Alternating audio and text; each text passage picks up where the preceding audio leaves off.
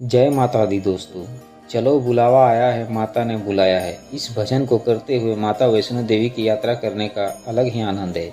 छोटे बच्चे हो या वृद्ध, गरीब हो या अमीर, सभी इन गुणगान को माँ वैष्णो देवी के मंदिर के दर्शन करते समय बोलते हैं। एक बड़ी प्रसिद्ध मान्यता है कि जब आप वैष्णो देवी माता के नाम की आवाज़ सुनते हैं तभी आप उनके दर्शन करने के लिए कठिन से कठिन यात्रा को भी पूरा करने में सक्षम होते हैं। तो आइए दोस्तों, आज हम आपको इस वीडियो में माता वैष्णो देवी की यात्रा के नए अपडेट के बारे में बताते हैं। माँ वैष्णो धाम कैसे पहुँचे, कहाँ रुकें, खाने पीने की क्या व्यवस्था है, वैष्णो देवी यात्रा की सही समय क्या है, वैष्णो देवी के भवन में उपलब्ध और सुविधाएं क्या क्या है, वैष्णो देवी यात्रा की पर्ची और रूम की ऑनलाइन बुकिंग कैसे करें, कटरा से माँ वैष्णो देवी भवन कैसे जाएं, वैष्णो देवी कटरा से भवन तक घोड़े, पिट्ठू और पालकी की सवारी का किराया कितना है, और साथ ही साथ आप लोग जानेंगे कि माँ वैष्णो देवी यात्रा से पहले क्या क्या तैयारी करनी है। तो यह सब जानने के लिए वीडियो में अंत तक बने रहें, और अगर आप चैनल में नए हैं तो प्लीज़ लाइक और सब्सक्राइब जरूर कर दें। तो चलिए बिना देर किए हुए वीडियो को प्रारंभ करते हैं। जय माता दी।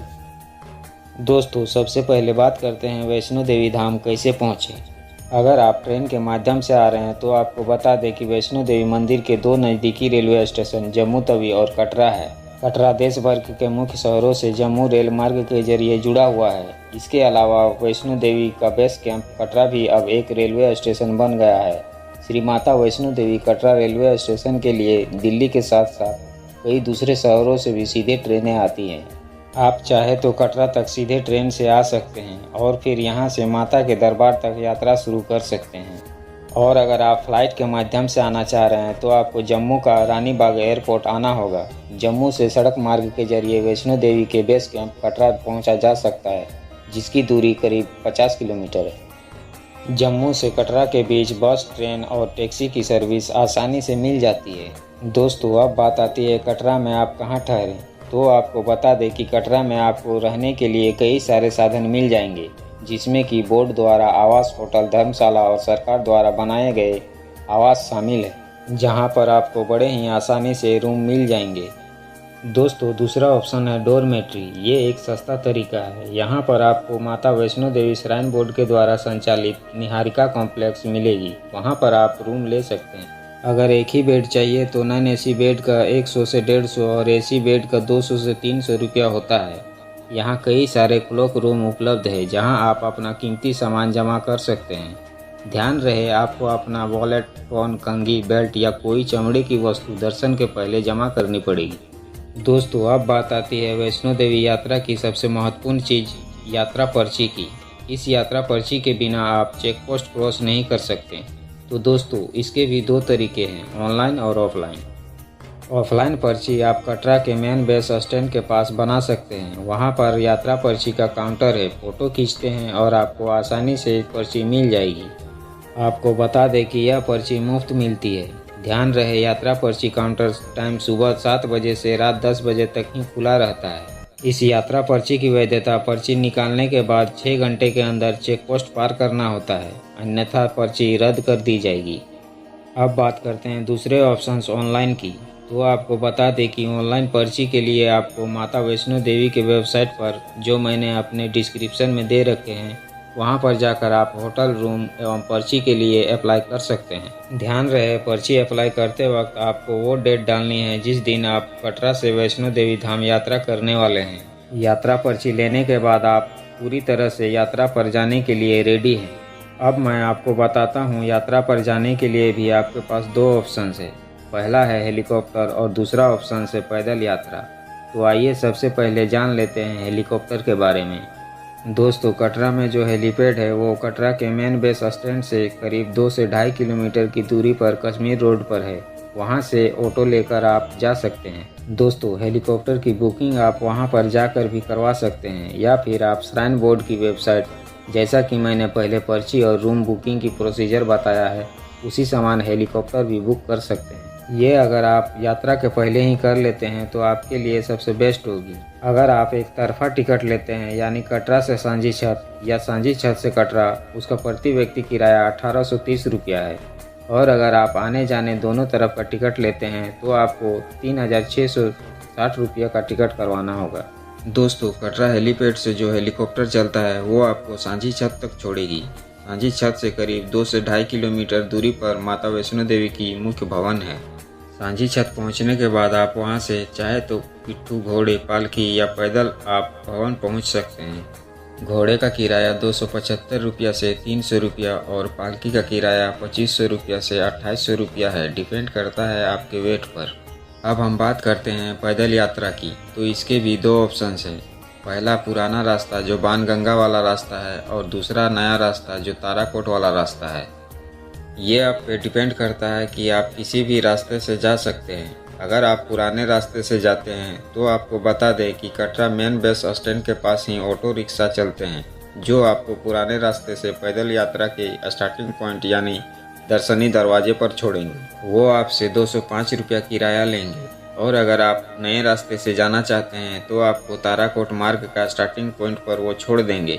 वहाँ का भी किराया 205 रुपया है। अब सवाल आता है कि किस रास्ते से यात्रा तय करनी चाहिए ताकि यात्रा के दौरान कोई परेशानी ना हो।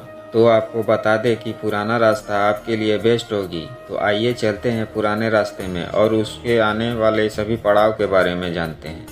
दोस्तों हमारी यात्रा की शुरुआत होती है दर्शनी दरवाजे के पास से, जहां एक चेक पोस्ट बना हुआ है। यहां से यात्रा पर्ची चेक करके ही आगे जाने दिया जाता है। यहां से भवन की दूरी 13 किलोमीटर है। पहाड़ी चढ़कर जाना होता है, कुछ जगह खड़ी चढ़ाई चढ़कर जाना होता है। भवन तक जाने के लिए अच्छा रास्ता बनाया गया है। पानी, चाय, कॉफ़ी, भोजन की व्यवस्था जगह जगह की गई है। आपको बता दें कि अगर आप पैदल यात्रा करने में सक्षम नहीं हैं तो जैसे ही आप दर्शनी दरवाजे पार करते हैं वहां पर आपको खच्चर पालकी स्टैंड मिलेगी, जिनका किराया हम आपको बताते हैं। अगर आप खच्चर की सवारी करना चाहते हैं तो वो आपसे 1100 रुपया लेंगे और अगर आपके साथ 6 साल से छोटा बच्चा है तो आपको 1300 रुपया देने होंगे और अगर आप पालकी से जाते हैं तो आपको 2800 से 4300 रुपया पे करना होगा। डिपेंड करता है आपके वजन पर। यात्रा की सबसे पहला पड़ाव बाणगंगा नदी होगा। इस स्थान पर माता रानी ने अपने बालों को धोया था और अपनी प्यास बुझाई थी।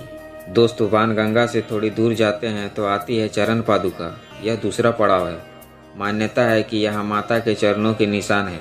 भक्त यहाँ रुककर माता के चरणों के दर्शन करके उनके चरणामृत का प्रसाद लेकर अपनी यात्रा की तरफ बढ़ते हैं। दोस्तों अगर आप यहाँ पर विश्राम करना चाहते हैं तो आपको बता दें कि यहाँ पर श्राइन बोर्ड की तरफ से ठहरने के लिए रूम मिल जाएंगे या आपको श्री माता वैष्णो देवी श्राइन बोर्ड की वेबसाइट पर जाकर एडवांस बुकिंग करनी होगी। यहाँ पर आपको ठहरने के लिए कंबल भी मिल जाएंगे। दोस्तों कंबल आपको ब्लैंकेट स्टोर से लेने होंगे। इसके लिए आपको सिक्योरिटी के तौर पर हर कंबल पर 100 रुपया देना होगा। यह पैसा आपको वापस मिल जाता है जैसे ही आप अपने कंबल ब्लैंकेट स्टोर में जमा करवा देते हैं। यहाँ पर माता वैष्णो देवी श्राइन बोर्ड की तरफ से भोजनालय भी उपलब्ध है जो कि फिक्स्ड मेनू पर काम करते हैं और सस्ता खाना आपको उपलब्ध करवाता है। तो दोस्तों जब आप यहाँ से आगे बढ़ें तो आपको माता के जयकारे सुनाई देने लगेंगे। यह जयकारा माता के भक्त अर्धकुंवारी मंदिर में लगा रहे होते हैं।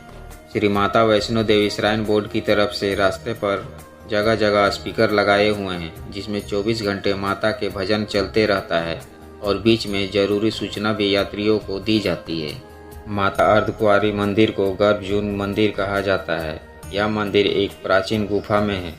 मंदिर के अंदर कोई भी मूर्ति नहीं है। आपको बस रेंगते हुए गर्भ गुफा से गुजरना होता है। मान्यता है कि जब भैरवनाथ माता वैष्णो देवी का पीछा कर रहे थे तो माता वैष्णो देवी इस गुफा में 9 महीने गुजारे थे। जिस प्रकार बच्चा पैदा होने से पहले मां के गर्भ में 9 महीने रहता है। अर्धकुंवारी के दर्शन के बाद यात्री भैरवनाथ मंदिर जाते हैं। ऐसा कहा जाता है कि जब वैष्णो देवी ने भैरवनाथ को मार डाला तब भैरवनाथ को अपनी गलती का एहसास हुआ और उसने क्षमा मांगी। तब वैष्णो देवी ने उन्हें यह कहकर आशीर्वाद दिया कि यदि तीर्थ यात्रियों को उनके सिर के दर्शन नहीं होंगे तो उनकी तीर्थ यात्रा फलदायी नहीं होगी। इसलिए वैष्णो देवी के दर्शन के बाद तीर्थ यात्री वैष्णो देवी के मंदिर यानी भवन में भैरवनाथ के शीश के दर्शन करते हैं। दोस्तों हमने आपको इस वीडियो के माध्यम से छोटी बड़ी सभी जानकारी देने की कोशिश की है। अगर आपको इस यात्रा से जुड़ी और भी जानकारी चाहिए तो हमें कमेंट्स के माध्यम से पूछ सकते हैं। दोस्तों अगर आप लोगों को यह वीडियो अच्छा लगा हो तो कमेंट्स में जय माता दी लिखकर चैनल को लाइक और सब्सक्राइब जरूर कर दें। जय माता दी।